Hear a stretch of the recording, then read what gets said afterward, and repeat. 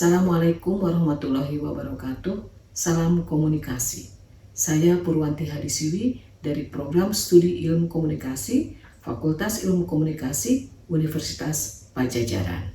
Kali ini saya akan membawakan sebuah materi dari mata kuliah Komunikasi Kesehatan, yaitu tentang promosi kesehatan.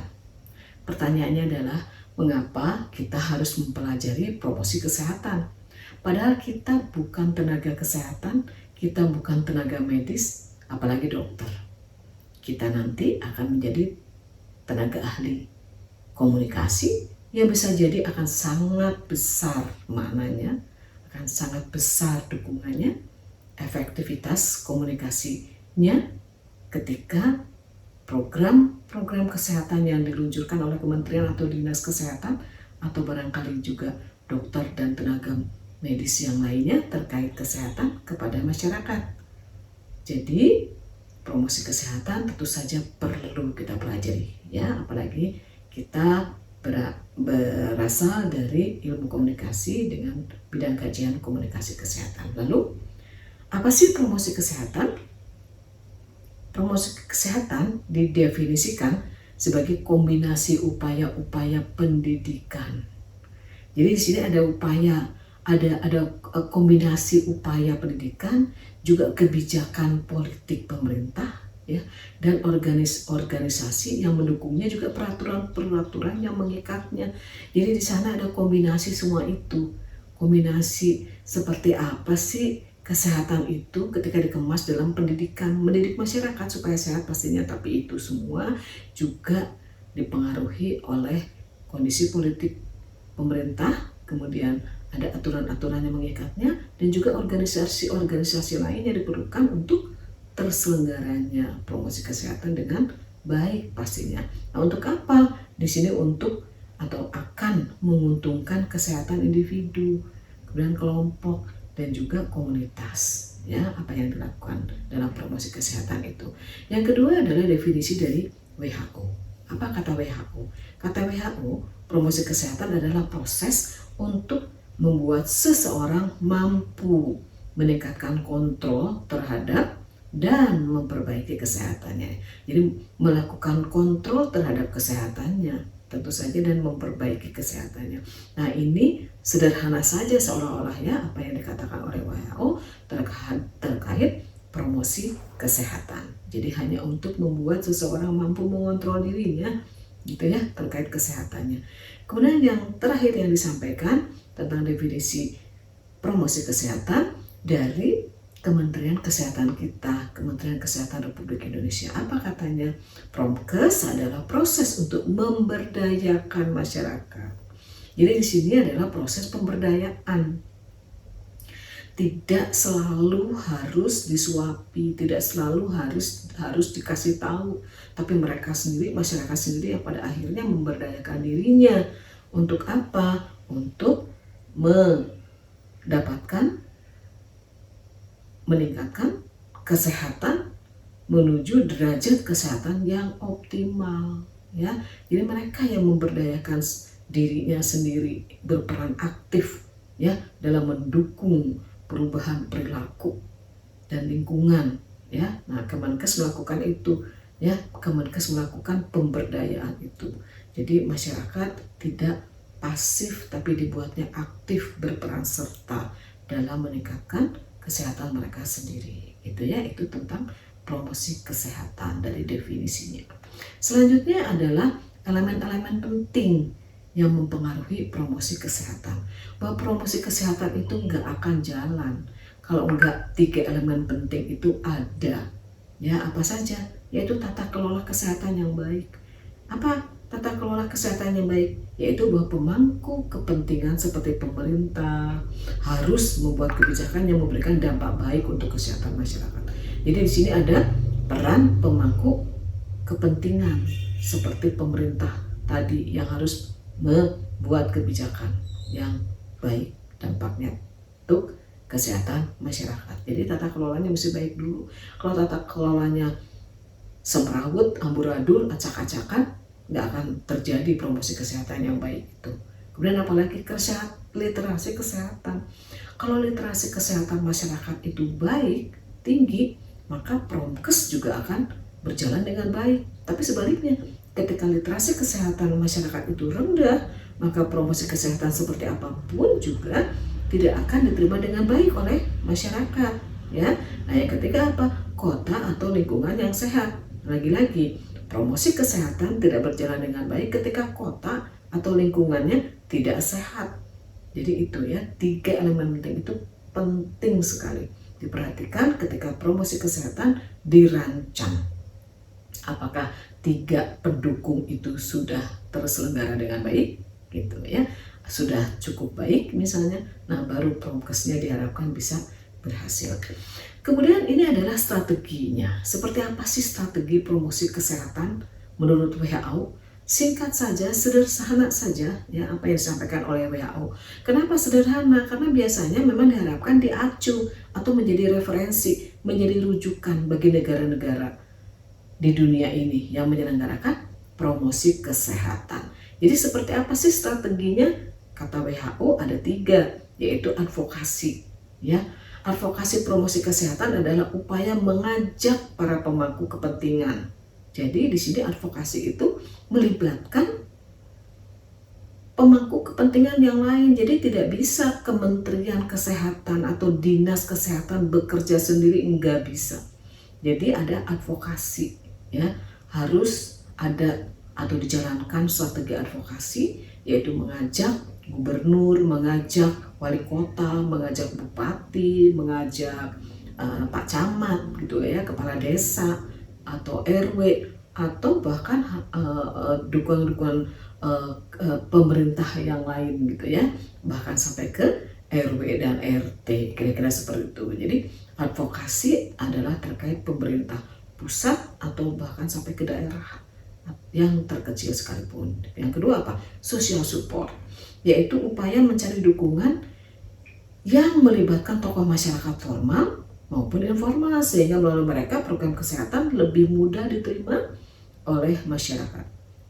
Jadi di sini ada pelibatan dari tokoh masyarakat formal. Tokoh masyarakat formal itu ya seperti apa? Ya bisa jadi mereka adalah yang formal ya, profesor, ya bisa jadi profesor, bisa jadi bukan dokter ya, tapi dia adalah tokoh formal lagi ya, karena dia adalah profesor ya, formal sekali dari sisi pendidikan. Beliau adalah orang yang memiliki jabatan tertinggi di dalam pendidikan di perguruan tinggi misalnya ya, profesor. Atau mungkin kalau yang informasi apa, bisa saja ustadz ya kan, atau guru, atau pemerhati lingkungan, atau budayawan gitu kan, dan banyak-banyak lagi. Dari sisi informal tadi bisa membantu terselenggaranya promosi kesehatan dengan lebih baik, karena mereka bisa jadi menjadi penghubung dengan masyarakatnya ya, dari sisi budaya, dari sisi sosial, dari sisi banyak-banyak lagi ya. Kemudian yang ketiga adalah empowerment atau pemberdayaan masyarakat. Adalah strategi promosi kesehatan yang ditujukan langsung kepada masyarakat. Pemberdayaan ini bertujuan untuk mewujudkan visi promosi kesehatan. Jadi langsung untuk empowerment ini tujuannya memang pemberdayaan masyarakat. Jadi masyarakat harus berdaya, harus dirangsang untuk berdaya, harus menjadi masyarakat yang aktif berperan serta ya, untuk tujuan meningkatkan kesehatan mereka sendiri. Jadi tidak yang pasif ya, menunggu uluran tangan dari pemerintah saja untuk kesehatan mereka sendiri, tapi pemberdayaan itu yang diupayakan dalam promosi kesehatan kata WHO. Nah, ini adalah strategi promosi kesehatan menurut Departemen Kesehatan atau Kementerian Kesehatan. Tidak jauh-jauh dari apa yang dicanangkan oleh WHO. Ya, jadi hampir sama. Kita lihat strategi promosi kesehatannya seperti apa. Di sini kita lihat ada kemitraan, ya kan? Kemudian ada advokasi, ada bina suasana, kemudian ada pemberdayaan yang akan membuat masyarakat bisa berperilaku mencegah dan mengatasi masalah kesehatan mereka sendiri. Jadi hampir sama dengan apa yang WHO canangkan terkait dengan strategi promosi kesehatan. Nah, ini medianya sekarang pakai media apa gitu ya untuk promosi kesehatan ya. Nah, di sini kita harus tahu ya tentang media yang efektif ya untuk membuat masyarakat kita berubah ya, terutama dalam kaitannya dengan kesehatan mereka. Menurut penelitian para ahli, panca indera yang paling banyak menyalurkan pengetahuan ke otak adalah mata kita. Mata kita ini kurang lebih 75% atau bahkan sampai 87% katanya bisa mengirimkan informasi ke otak kita. Mata. Tapi tentu saja nggak cukup hanya mata, karena namanya juga panca indera, pasti ada 5 panca namanya juga ya, yang membuat pengetahuannya diperoleh akan semakin jelas lagi karena 5-5-nya kita fungsikan semua. Tidak hanya mata kita, tapi hidung kita dan seterusnya tadi. Ya, semuanya digunakan sepenuhnya panca indera, ya, maka itu akan membuat maksimal apa yang diperoleh masyarakat. Tapi lagi-lagi yang perlu diingat adalah tentang mata kita. Banyakkan jadi mata kita. Jadi di sini jenis media promosi kesehatannya apa yang terkait mata tadi. Jadi kita nggak bicara tentang telinga kita saja. Jadi maaf bisa jadi apa yang disampaikan oleh radio misalnya ya agak kurang dipahami atau agak kurang bisa dimengerti oleh masyarakat karena dia hanya menerpa telinga bukan mata gitu. Kalau mata lebih dahsyat lagi ya. Di sini media promosi kesehatan dianjurkan kalau yang cetak itu menggunakan booklet, leaflet, poster, flyer, flip chart, dan seterusnya. Kalau elektronik, boleh dong menggunakan televisi, radio, slide, film strip, dan seterusnya.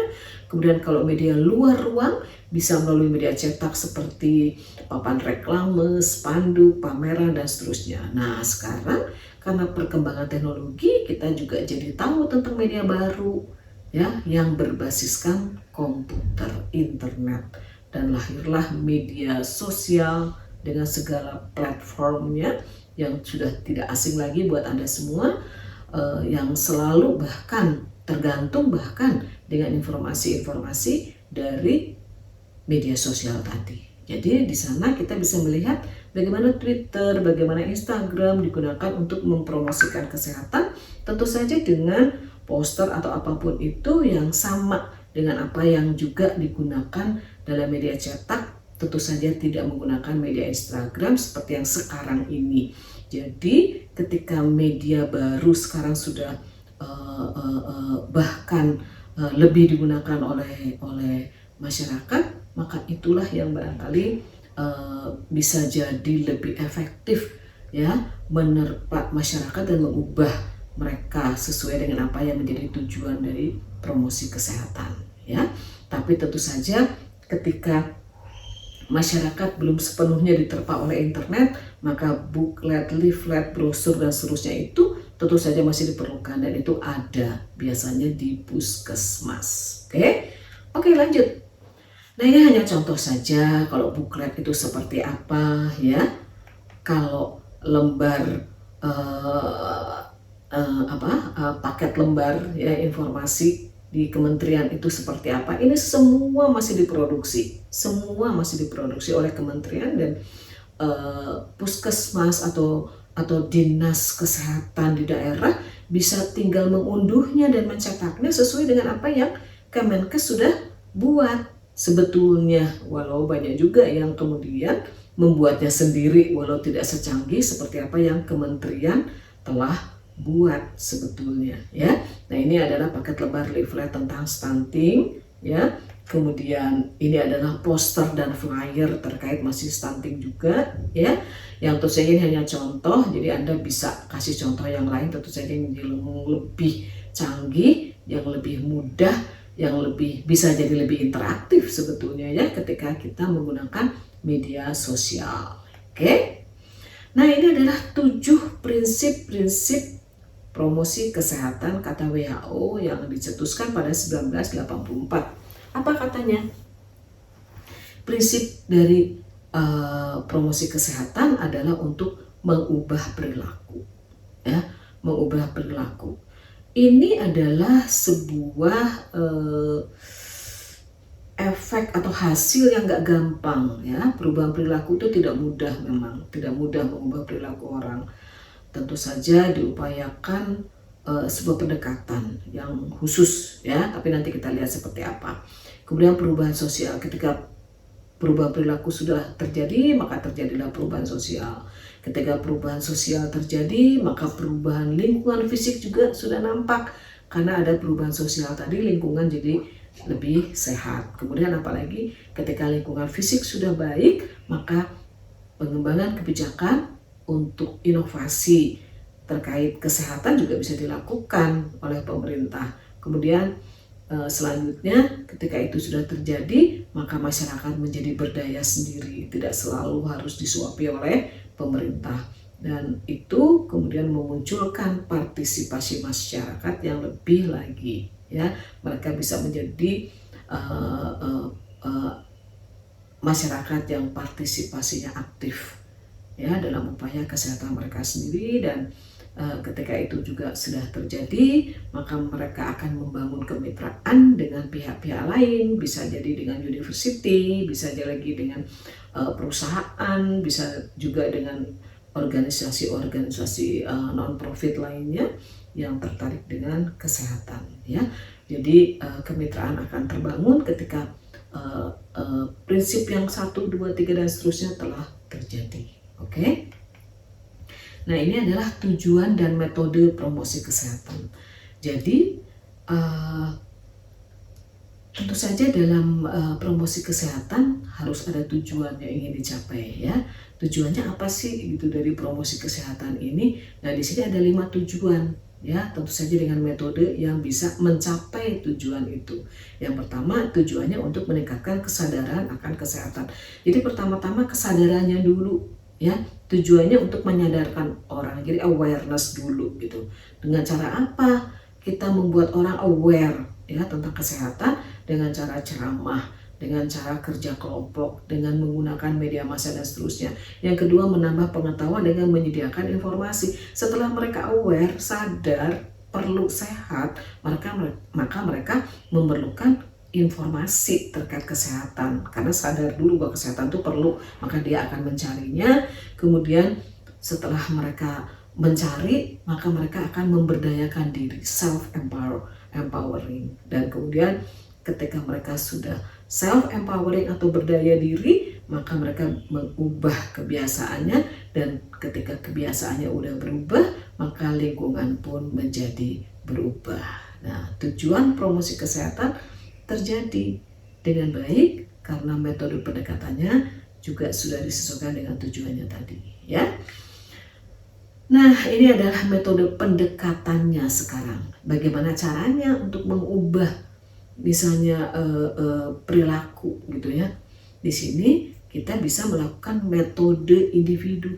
Jadi untuk mengubah perilaku, kita jadi tahu sekarang gimana caranya. Kita lakukan metode individu atau perorangan, face to face, one to one person.